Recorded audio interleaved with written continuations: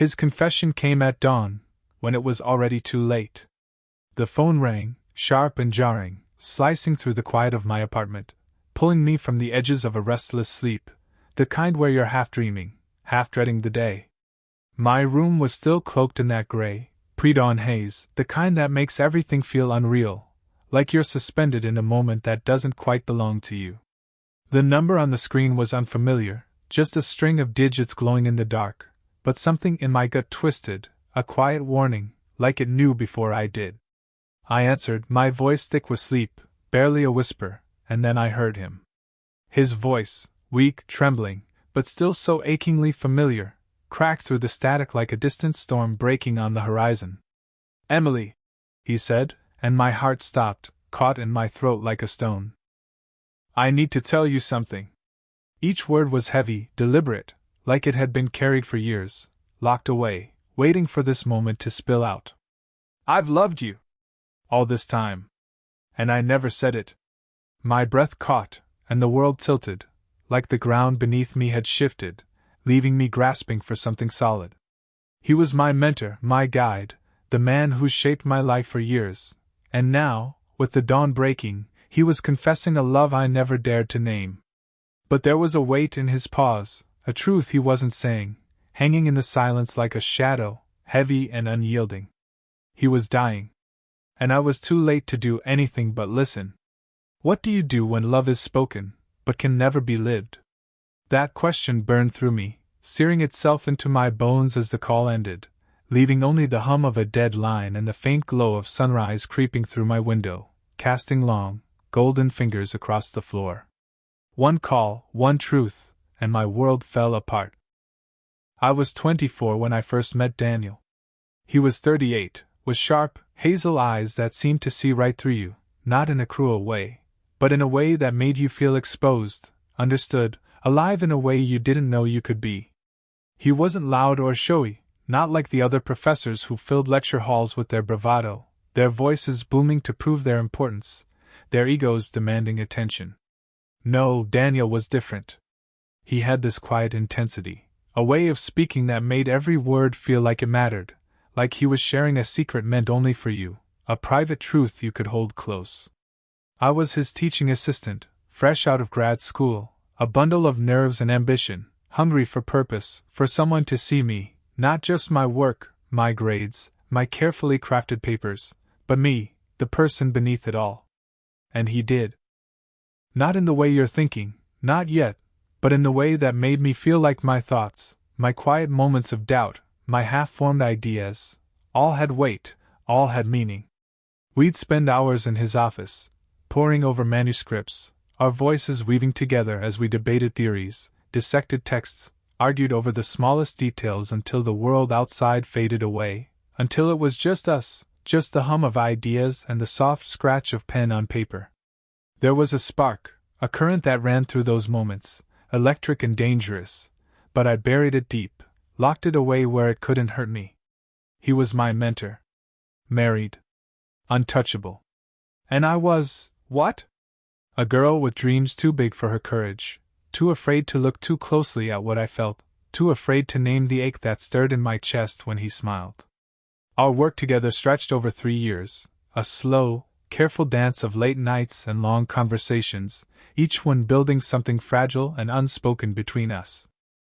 We'd sit in the university library, surrounded by towering stacks of books, coffee cups piling up like evidence of our time together, their rims stained with the hours we'd spent lost in thought.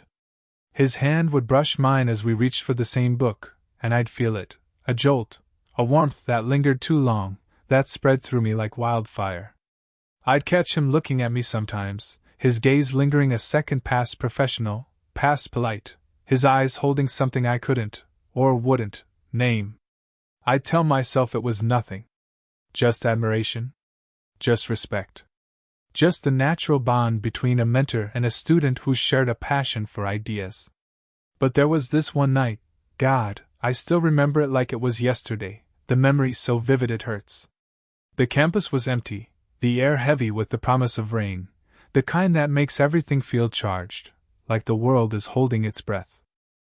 We were alone in his office, the only light coming from a desk lamp that cast long, trembling shadows across the room, turning the space into something intimate, almost sacred.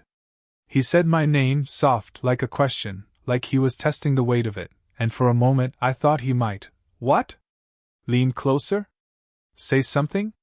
Cross the line we'd both been tiptoeing around for years? My heart was pounding, my hands trembling as I gripped the edge of a book, waiting, hoping, dreading. But he didn't.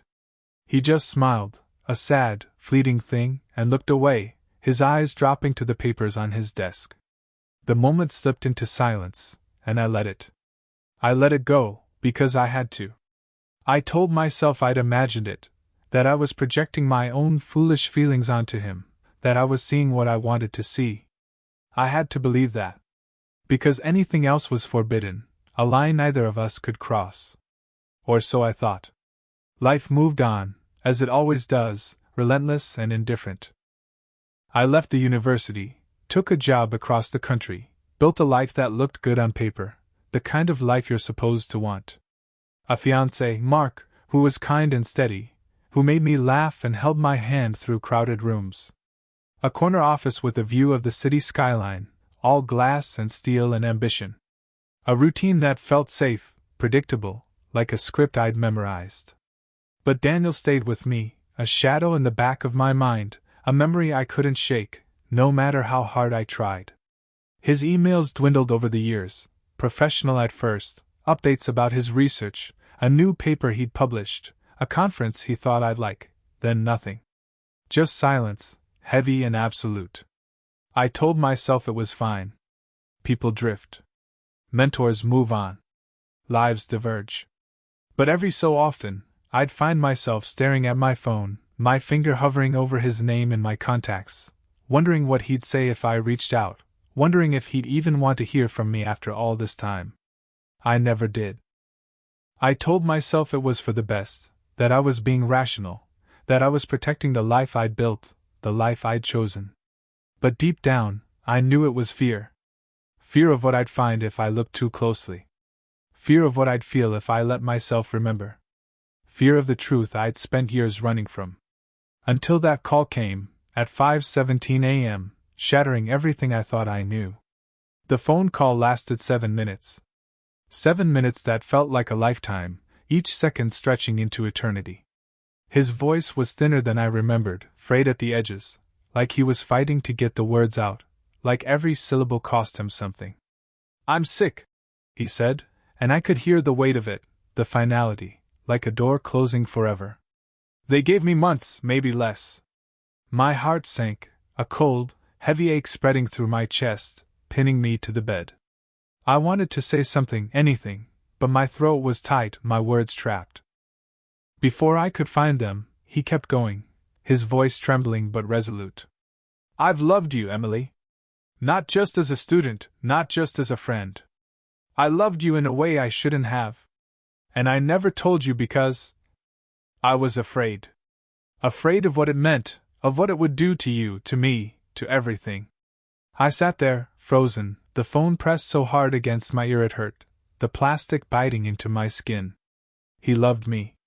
He loved me. And he'd carried it all those years, just like I had, a secret buried so deep it had become part of him. The words sank into me, heavy and sharp, cutting through every defense I'd built, every lie I'd told myself. I wanted to scream, to cry, to demand why he waited until now, until it was too late, until the world had already moved on without us. But I couldn't. My voice was gone, swallowed by the weight of his confession, by the truth that was both a gift and a wound, slicing open every memory I'd buried, every moment I'd told myself meant nothing. All those moments came rushing back, vivid and unrelenting, the glances that lingered too long, the silences that felt too full, the almost that I'd convinced myself were nothing. That night in his office, the rain pattering against the windows, the air thick with something unspoken, his hand hovering near mine, close enough to feel the warmth of his skin but never touching. The way his eyes softened when he said my name, like it was a word he'd been holding on to, a word that meant more than he could say. I'd felt it too, hadn't I? That pull, that forbidden ache that made my heart race and my stomach twist, that made me want to lean closer, to cross the line, to see what was on the other side. But I'd pushed it down, locked it away, told myself it was wrong, that I was imagining things, that it was just admiration, just respect, just a student's gratitude for a mentor who saw her. Now, hearing his voice, frail and desperate, I wasn't so sure. Had I known? Deep down, had I always known? The thought was unbearable, because it meant I'd been lying to myself all this time, running from a truth I wasn't brave enough to face, hiding from a love I'd felt but never named. The worst part wasn't his confession. It was what came after, the words that broke me in a way I didn't expect. "I'm not asking for anything," he said, his voice breaking, barely above a whisper, like he was afraid to say it but couldn't stop himself. "I just needed you to know. Before it's over." And then he hung up. No goodbye, no chance for me to respond, no moment to gather my thoughts or find my voice. Just the hum of a dead line, cold and final, and the sound of my own breathing, ragged and uneven, filling the silence. I sat there, staring at the phone, my hands shaking, as the first rays of dawn crept across my apartment floor, painting the room in soft, golden light that felt like a betrayal, too beautiful for the chaos in my head. My fiancé, Mark, was asleep in the next room, oblivious, his steady breathing a stark contrast to the storm raging inside me. My life, the one I'd built so carefully, piece by piece, felt like a house of cards, trembling under the weight of his words. Everything I thought I knew, about him, about myself, about the choices I'd made, was unraveling, slipping through my fingers like sand, and I didn't know how to stop it. I didn't sleep after that. How could I? My mind was a storm, a relentless churn of memories and questions, replaying every moment we'd shared, every glance I'd dismissed, every feeling I'd locked away. I saw us in his office, laughing over some obscure reference, our voices blending in that easy, effortless way that felt like home. I saw the way he'd pause sometimes, mid-sentence, like he was choosing his words too carefully, like he was holding something back, something too big to say. I saw that night in the library, the rain pattering against the windows, the air thick with something unspoken, his hand so close to mine I could feel the warmth of it, the possibility of it. Had I loved him too? Not just admired him, not just respected him, but loved him? The thought terrified me, because if I had, what did that mean for the choices I'd made? The man I was about to marry? The life I'd convinced myself I wanted? I kept hearing his voice, that frail, desperate confession, and it tore at me, pulling at the seams of everything I thought I was, unraveling the careful threads of my life. He was dying. He was dying, and I'd never see him again, never have the chance to say, what? What could I even say? That I'd felt it too? That I'd spent years running from it, burying it under layers of denial and practicality, telling myself it was nothing, that it couldn't be real? That I was sorry? Sorry for what? For not knowing? For not being brave enough to face it? For letting fear keep me silent all those years? The questions swirled, relentless, a tornado of doubt and regret, and I had no answers. I kept checking my phone, hoping he'd call again, dreading it just as much. I wanted to call him back, to hear his voice one more time, to say something, anything, that would make this make sense, that would ease the ache in my chest. But what could I say? I loved you too. I'm sorry. Why didn't you tell me sooner? Every option felt like a betrayal. Of him, of myself, of the life I'd built, of the man sleeping in the next room who had no idea his fiancée was falling apart. And yet, the silence was worse. It was like he'd handed me a truth I couldn't carry, a truth that changed everything and nothing all at once, a truth that was both a gift and a curse. The days that followed were a blur, a haze of routine and pretense, like I was playing a role in someone else's life. I went to work, smiled at meetings, nodded through dinner with Mark, laughed when I was supposed to, but I wasn't there. Not really. My mind was somewhere else, caught in a loop of memories and what-ifs, a relentless cycle of regret. I kept seeing Daniel's face, the way his eyes crinkled when he smiled, the way his voice softened when he said my name, like it was a word he cherished. I kept hearing his confession, those words that had shattered the fragile balance of my life, that had forced me to look at myself in a way I'd avoided for years. I wanted to be angry at him, to hate him for doing this to me, for waiting until it was too late, for dropping this truth into my life and then leaving me to carry it alone. But I couldn't. Because deep down, I was grateful. Grateful that he'd said it, even if it hurt. Grateful that he'd given me this truth, even if I didn't know what to do with it, even if it was too late to change anything. I started digging through old emails, old photos, anything that could anchor me to him, to us, to the time when we were something more than mentor and student, even if we never said it. There was one picture, from a conference we'd attended together in my second year, a candid shot someone had snapped during a break. He was laughing, his head tilted toward me, his eyes bright with something I hadn't let myself see back then. And I was looking at him like he was the only person in the room, my face soft, unguarded, full of something I hadn't named. I hadn't noticed it then, but now? Now it was undeniable. The way I leaned into him, the way his hand rested so close to mine, not touching, but close enough to feel the possibility, the weight of what could have been. It wasn't just admiration. It wasn't just respect. It was something deeper, something I'd been too afraid to name, too afraid to face. I stared at that photo for hours, my thumb tracing the outline of his face, and I felt it, the ache, the longing, the regret, all of it crashing over me like a wave. I'd loved him. Maybe not in the way I'd imagined love, not in the way I'd planned it with Mark, but in a way that was real, raw, undeniable, a love that had lived in the spaces between our words, in the silences we'd never filled. That realization broke something in me, cracked open a part of me I'd kept locked away for years. I started questioning everything, my life, my choices, the path I'd taken. My relationship with Mark felt safe, comfortable, predictable. He was kind, steady, the kind of man you build a life with, the kind of man who doesn't make you question everything you are. But was that enough? Had I chosen him because I loved him, or because he was the opposite of the risk Daniel represented? Mark made me laugh, made me feel secure, but he didn't make my heart race with a single word, a single glance. He didn't make me feel the way Daniel did, like I was alive in a way I couldn't explain, like I was seen in a way I'd never been seen before. And that thought, it gutted me. Because if I admitted that, what did it mean for the life I'd built? Was it all a lie? A compromise? A way to avoid the messiness of what I really wanted, what I'd always wanted but was too afraid to claim. I started noticing things I'd ignored for years.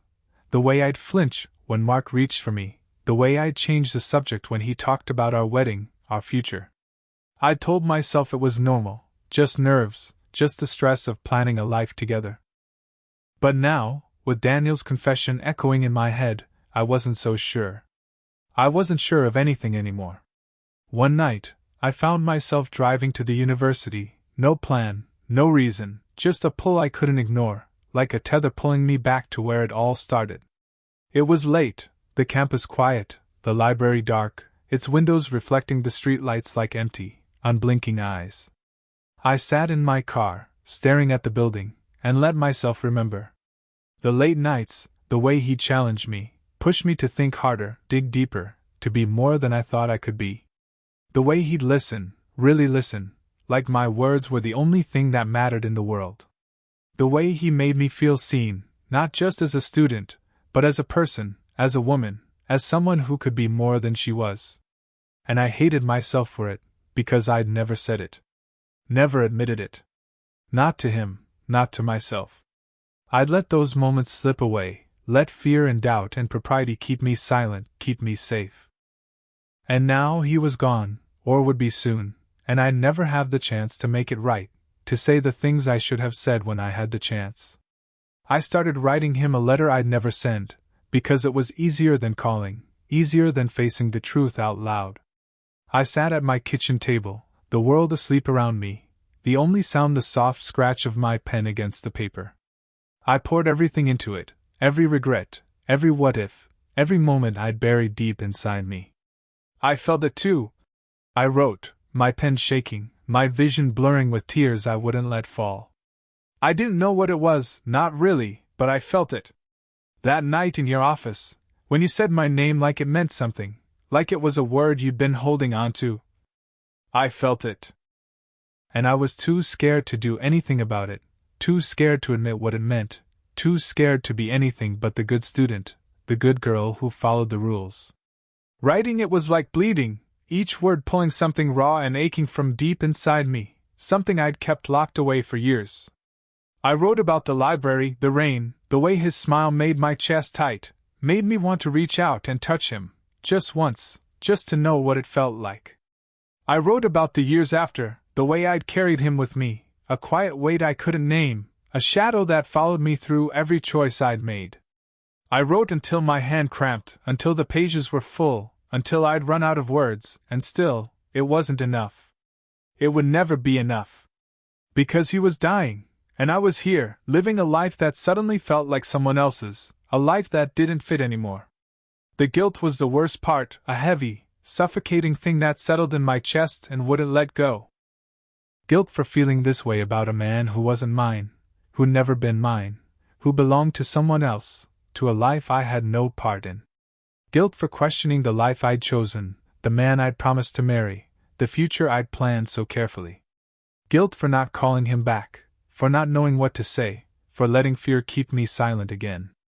I kept thinking about his wife, about the life he'd lived without me, the life I'd never been a part of. Had he loved her too?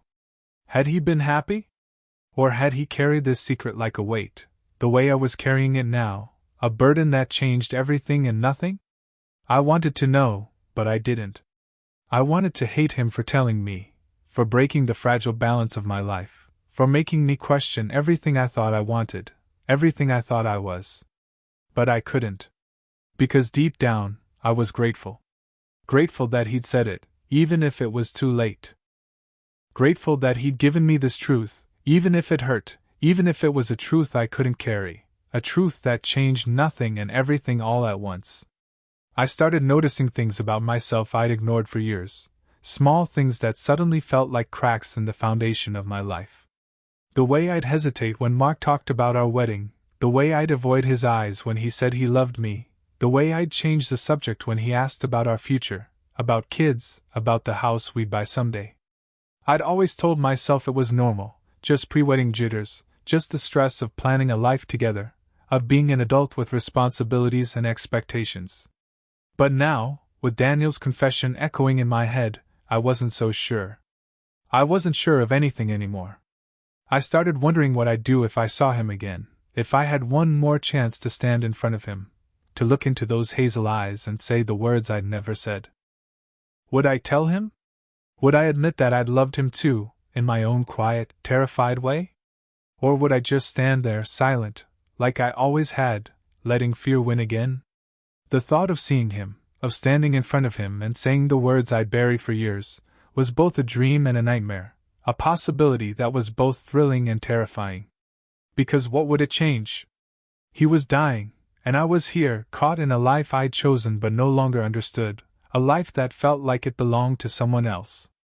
I kept going back to that photo, the one from the conference, the one I'd saved on my phone like a secret I couldn't let go of. I'd open it late at night, when Mark was asleep and the world was quiet, when I could be alone with my thoughts, with my guilt, with my longing. I'd stare at his face, at the way he looked at me, at the way I looked at him, and I'd feel it all over again, the spark, the ache, the pull that had always been there, even when I tried to deny it. I'd wonder what would have happened if I'd been braver, if I'd said something, if I'd leaned into that moment in his office instead of pulling away, if I'd let myself feel what I felt instead of burying it.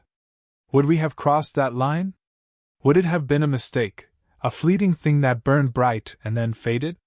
Or would it have been the kind of love that changes everything, the kind you carry for the rest of your life, the kind that defines you? I didn't know. I'd never know. And that was the hardest part, the not knowing, the wondering, the endless what-ifs that circled my mind like vultures, picking at the edges of my sanity. 3 weeks after the call, I got an email from his wife. It was short, formal, like a note you'd send to a distant acquaintance, someone who didn't matter. Daniel had passed. There was a memorial service, but I didn't go. I couldn't.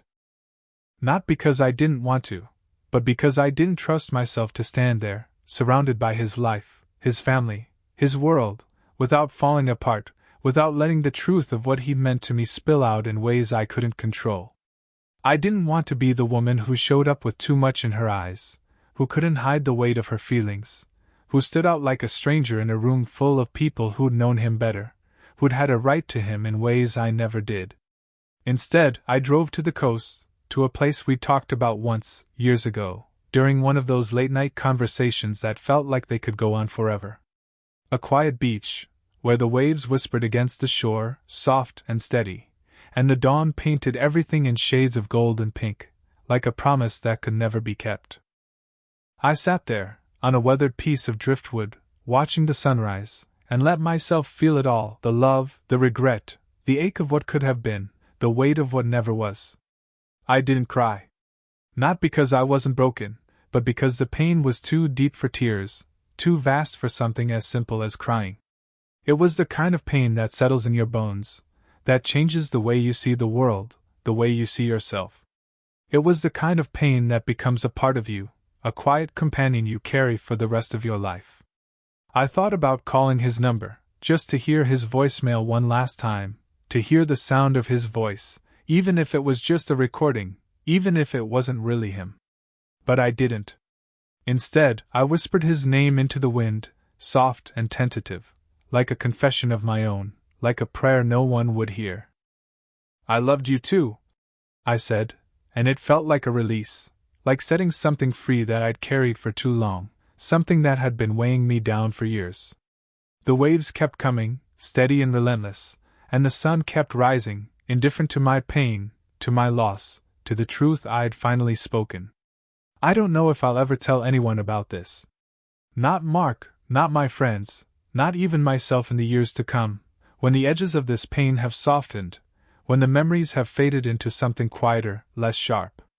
But it's there, a quiet truth I'll carry forever, a love I never lived but felt with every piece of me, a love that was real even if it was never spoken, never acted upon, never given a chance to breathe. And maybe that's enough. Maybe it has to be, because it's all I have left. A truth too late to live, but too real to forget. Have you ever learned a truth too late? Share in the comments. If this story broke you, share it with someone who'd understand. What's a confession you wish you'd made? Tell us below.